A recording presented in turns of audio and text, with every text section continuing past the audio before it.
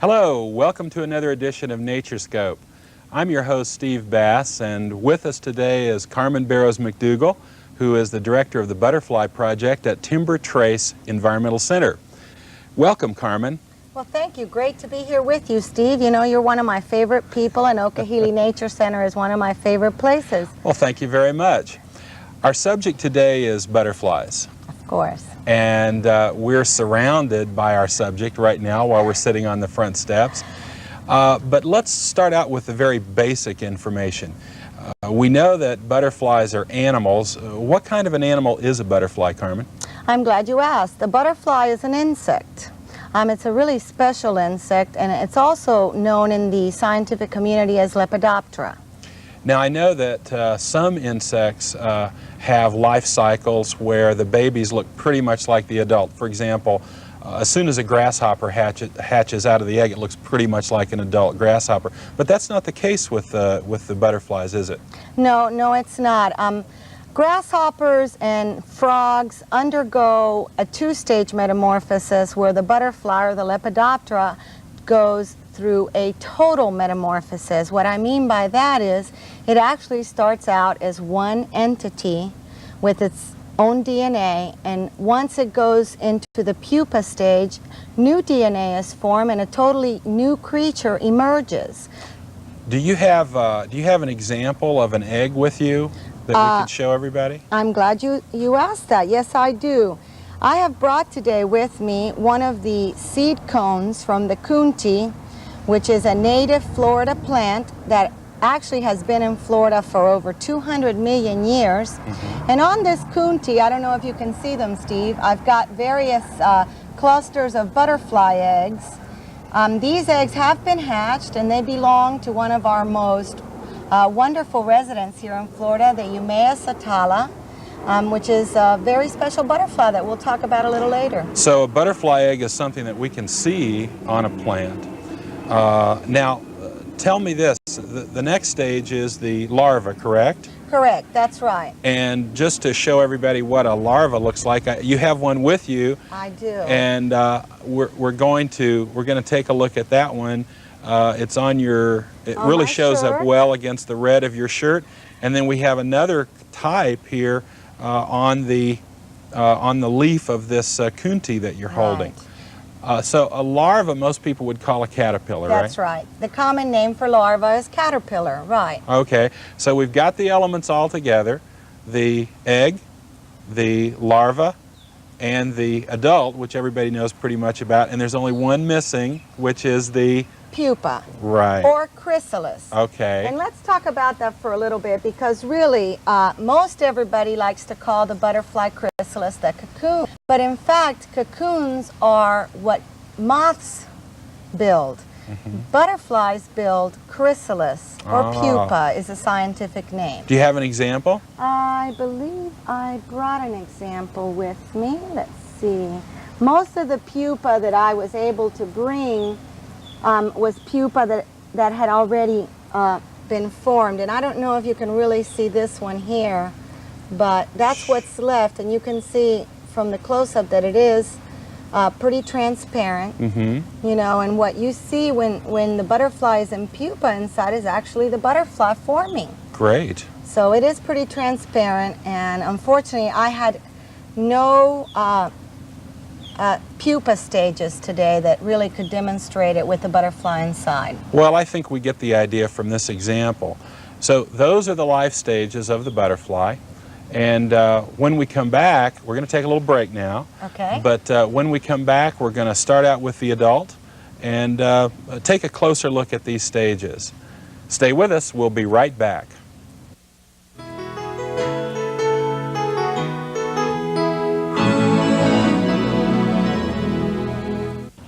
Hi, welcome back. We're here on the front steps of Okeeheelee Nature Center with Carmine Barrow McDougal from the Butterfly Project. And the subject is butterflies. And Carmine, why don't we talk a little bit about the adult butterfly, and let's start with its anatomy. You've got one here in your hand, and so why don't we just sort of point out some of the aspects of butterfly anatomy.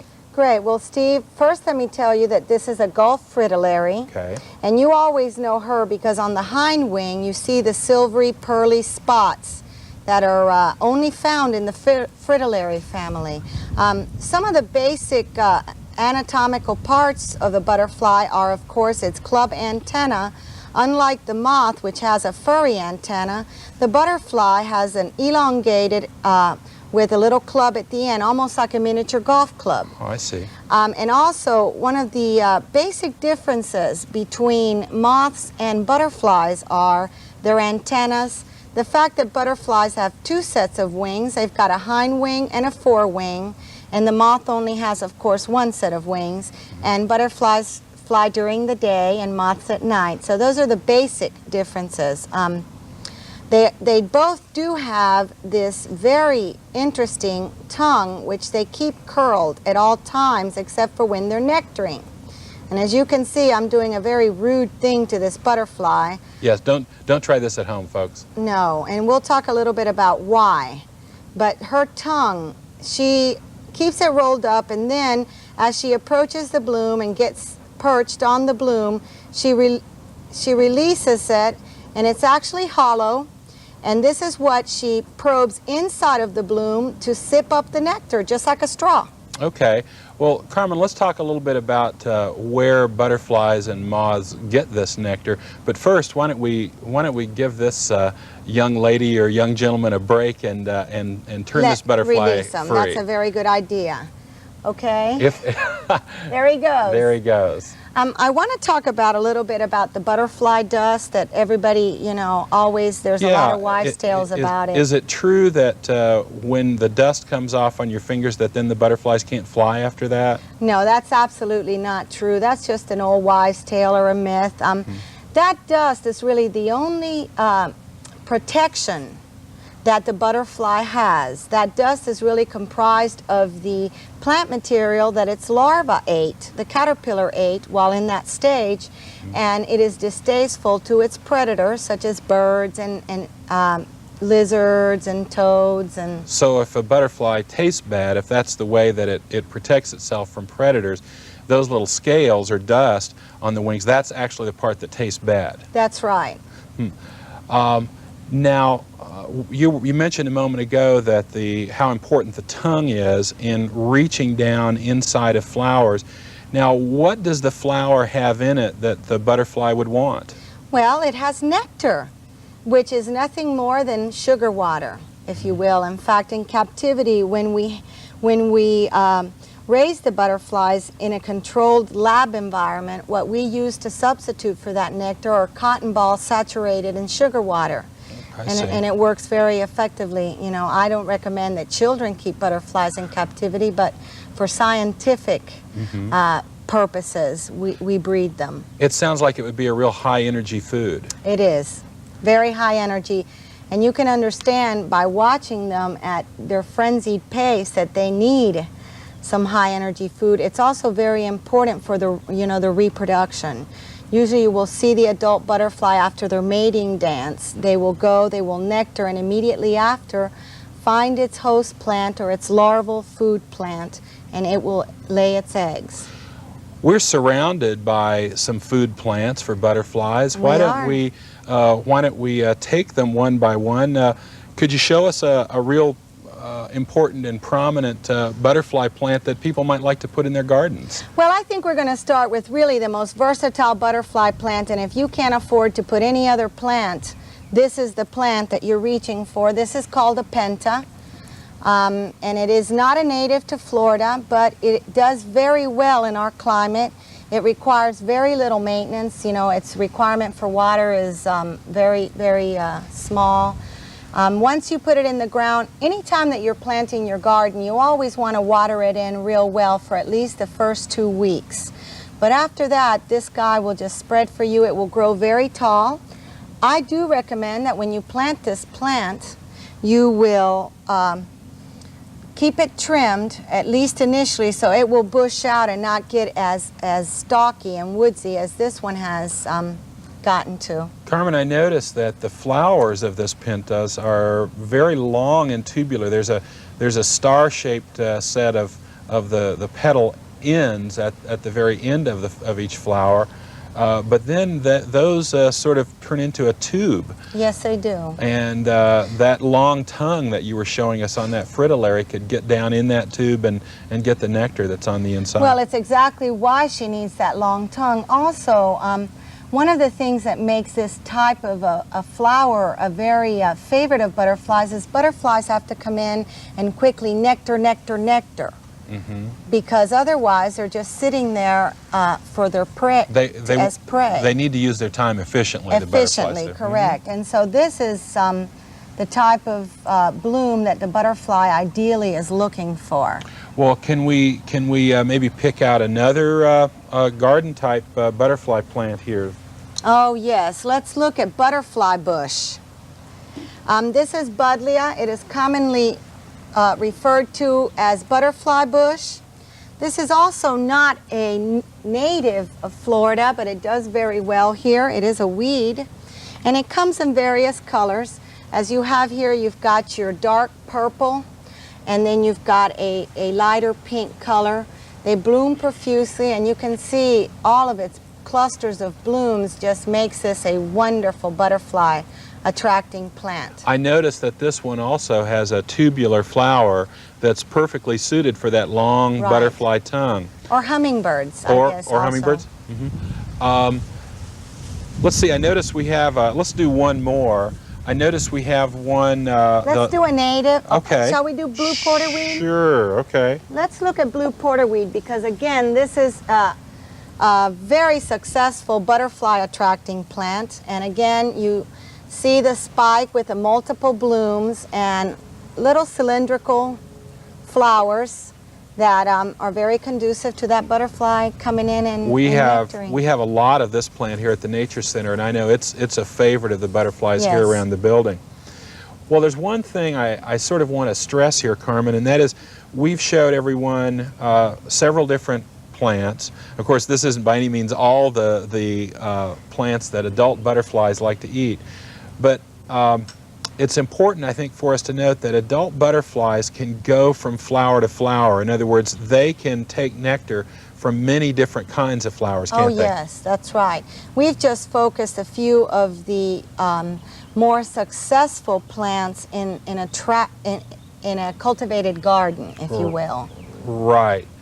Now, we're going to take another break. Okay. And when we come back, we're going to kind of extend the discussion into some more of the habits of the adult and then into the eggs and larvae. Great. Stay with us. We'll be right back.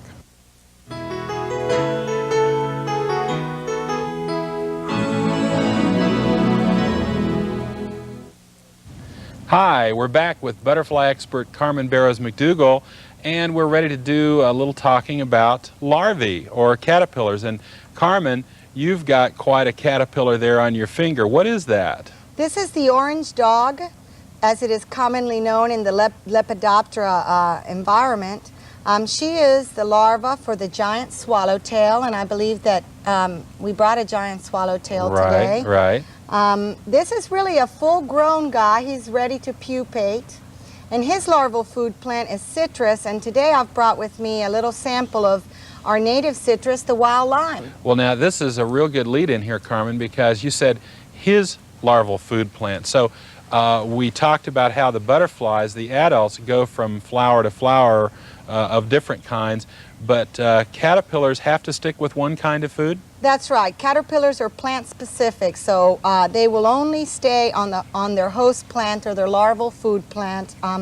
For the giant, as I said previously, it's the citrus. The zebra longwing and the Gulf fritillary use the passion vines. Right. We're going to see some of that a little bit later.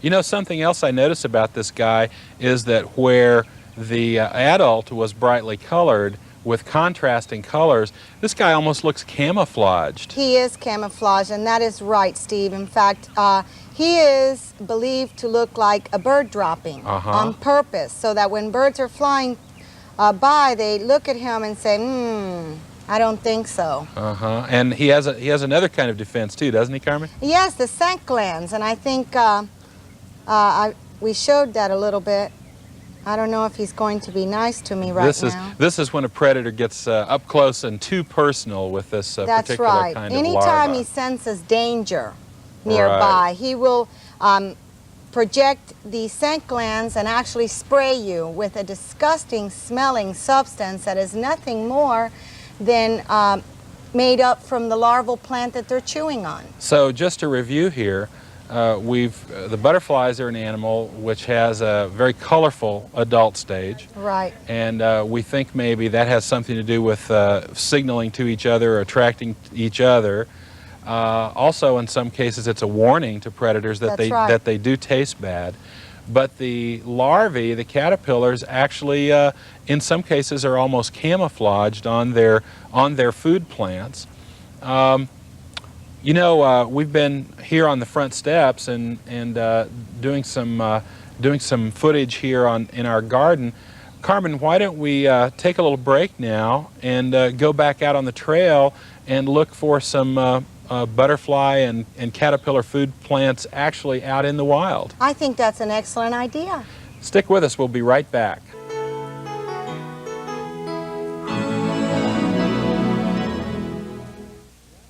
Hi, welcome back to Naturescope. We're out on the trails of Okeeheelee Nature Center with Carmine Barrow McDougal. And Carmen, you and I both wanted to get out here on the trails because we know Okeeheelee Nature Center is a great place for butterflies, and really I'd kind of like to just demonstrate to everybody why that is. You know, where we're standing here, we're within sight of hundreds and hundreds of these little flowers right here, and I think this is one of the reasons that makes the Nature Center such a great place for butterflies. Definitely. This is Spanish needles. It's a composite, which means it's a member of the daisy family. And it has, instead of being just one flower, really the flower wraps up lots of smaller flowers, and that's the reason why it's called a composite. With the tongues that we demonstrated before that these butterflies have, they can reach down into each one of these flowers, being very efficient in their movements, as you mentioned, right, and withdraw nectar from them. And so the nectar source around here for butterflies on the trails of the Nature Center is just tremendous. And just to explain why this flower is called Spanish needles, I have some of the seeds here in my other hand. And this, the seeds, as you can see, are clustered around where the flowers used to be. And you mind if I just kind of demonstrate on your shirt here? We'll just give you some of these right here. And the ends of these needle seeds that the flower has have little barbs in them. They're hitchhiker seeds. That's right. And that explains really why they're found so widely on our trails. That's right. So here's food for the adults. That's we're talking correct. about the actual butterfly. And then the other factor that we're ready to demonstrate right now is the food for the larvae, the That's caterpillars. Right. And right here where we're standing, there's an excellent example of that food. Could you tell us about it? Right, this is Passiflora fetida, and it is a native passion vine. It is a tri-lobe leaf, and it has kind of a hairy, how would you describe this? Fuzzy? Fuzzy, yeah, a fuzzy consistency to the leaves and the stems. It does produce a bloom and also a fruit, and it is the host plant for 3 butterflies, for the zebra longwing, the Gulf fritillary, which we showed in the earlier segment. Right, we've seen that one. And the Julia. Right. And here I have the larva right here. As you like the butterfly, the larva is orange with rows of black spikes. And although they look ominous, Steve, you and I both know that they're really pretty harmless. Right. Now let's back up just a minute. Now you actually just took this larva from that passion flower vine, right? That's correct. Would you suspect that there might be more? Oh yeah, in fact I see a couple more right here. And I see lots of evidence. I can see all the chewed leaves. These are pretty mature, although they're not full grown. This one looks like it's, you know, almost ready to pupate, but as you can see, there's lots of this all around Okeeheelee Nature Center, and it really is a spectacular bloom on it too. Yeah. You know, I want to just repeat that these, in the form of a question now, would these larvae ever get off of this plant and go and eat on another plant? Not unless it was another species of passion flower or passion vine. They're plant specific, and although we do have several species that are found in Florida that are native to Florida, they would only restrict their eating to those species. So if any of our viewers find a caterpillar, it's very, very important, if they want to watch that caterpillar, and even if they want to identify the caterpillar, it's very, very important to take with the caterpillar whatever it's eating. That's correct. It must eat that. It really can't eat anything else. Exactly. In fact, when we bring them into controlled conditions such as a lab, you know, for breeding, what we usually do is we will either take a cutting, you know, a piece of the plant, and put it in a little jar with water to keep it fresh, and then allow the caterpillars to feed from that cutting. Speaking of feeding, I noticed one of the other caterpillars, and probably it's a brother or sister of this one, wouldn't you think, Yeah, Carmen? I think this is probably a brood. They typically can lay, you know, as many as 50 eggs. And they'll pretty much lay them, or they'll lay many of them on the same plant, right? They surely do. What they do is they like to lay their eggs on the little runners. They can fill this whole long... The little tendril there? Yeah, the tendril here. They can fill that whole tendril up. I mean, they will just repeatedly come and keep laying on the very same tendril until they're done. I'm noticing as we're talking here that one of the larvae, one of these Gulf fritillary caterpillars, is really chowing down Actively here eating, on that's this, right. on this leaf. And a caterpillar is really an eating machine, where, That's right. where we think of the butterfly as flitting from flower to flower and just sort of sipping the nectar. The caterpillar is really chowing down, really pigging out on that material, whatever it is that they're eating. I think that just to sort of back up and reiterate some of the things, in each stage of the butterfly, they have specific tasks. In other words, this caterpillar is basically going to just eat. He's a very hungry caterpillar. When the adult butterfly emerges, it really has about 7 to 10 days to do its task, which is to feed on the nectar and to mate and lay eggs. So you're telling me that a butterfly only lives for about a week?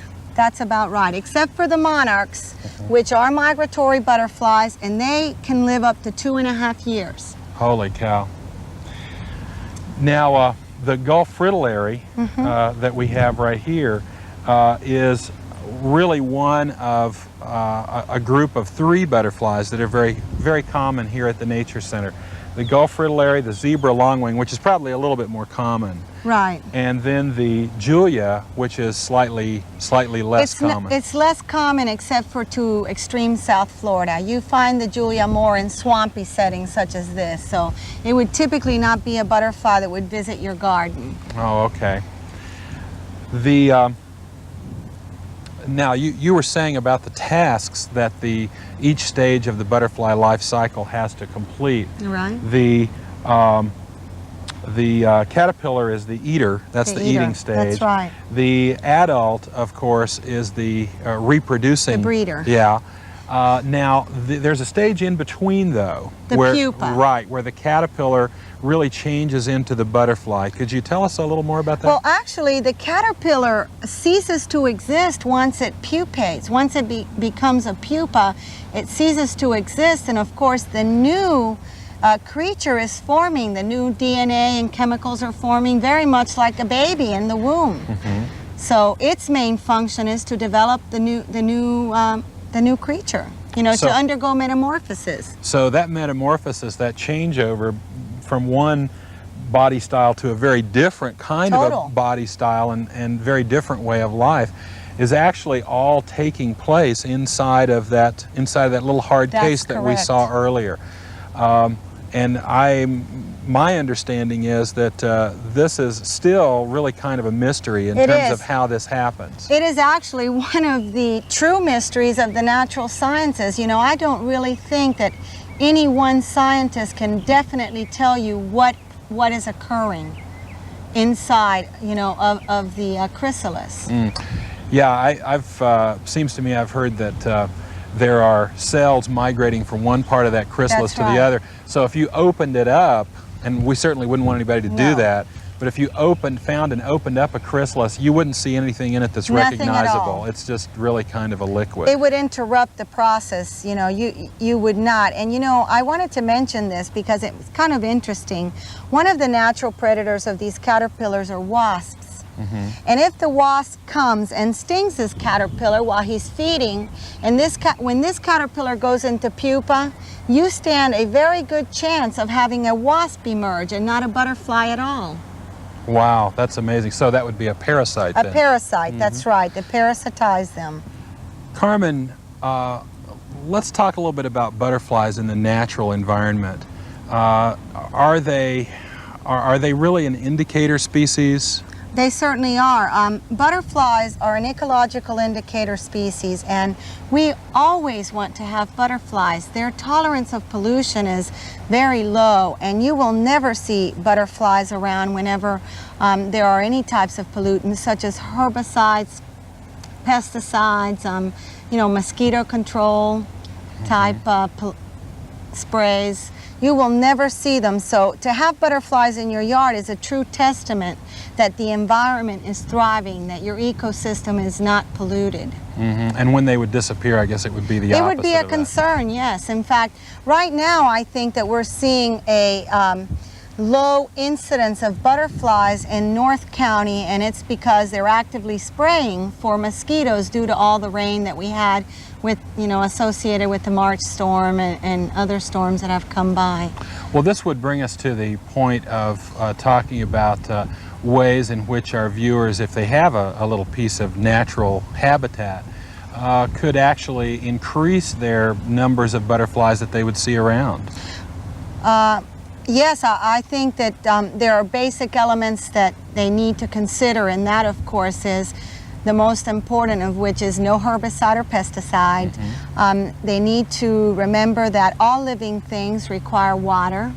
They might take a little cap from a spaghetti sauce jar or any jar, fill it up with soil and put some water, keep it moist, because butterflies really prefer to sip their waters either from the dewdrops on the leaves or from moist soil. Sure, in your bird attracting area or your little wildlife attracting area, have some damp rocks or a damp cloth surface or something like this. There's so many ways we can attract butterflies, and of course introducing the right kind of plants, as that's very important, as we've talked about before. So there are plenty of ways that our viewers can, here in South Florida, can actually attract these flying jewels to their homestead and to their neighborhood. Thanks for watching, and join us again on the next edition of Palm Beach County Naturescope.